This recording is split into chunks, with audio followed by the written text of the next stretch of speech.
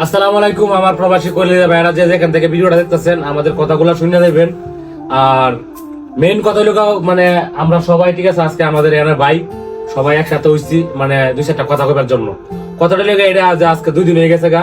আমরা প্রবাসী ভাই ঠিক আছে সৌদি আরবে মদিনার মাটিতে 5 জন লোক ঠিক আছে তারা দুনিয়া থেকে চলে গেছে গাড়ি অ্যাক্সিডেন্টে। তো এখন আমাদের একটা আবেদন আমাদের কমুনি ভাই কথাটা আমাদের ডক্টর ইউনূস স্যারের কাছে আমাদের একটা আবেদন আমরা প্রবাসী হিসেবে দাবি করতেছি যেহেতু মুক্তিযোদ্ধারা আজীবন সম্মান ভাতা পাইতেছে দেশের জন্য দেশ স্বাধীন করছে নাকি এখন আমরা তো আর এই মানে মুক্তিযুদ্ধ থেকে মোটামুটি তো আমরা দেশের জন্য যুদ্ধ করতেছি। আমাদের ডক্টর ইউনূস স্যারের কাছে আমরা প্রবাসীর পক্ষ থেকে আমাদের একটাই দাবি যে ফ্যামিলির লোক আজকে 5 জন লোক মারা গেছে 5টা ফ্যামিলি থেকে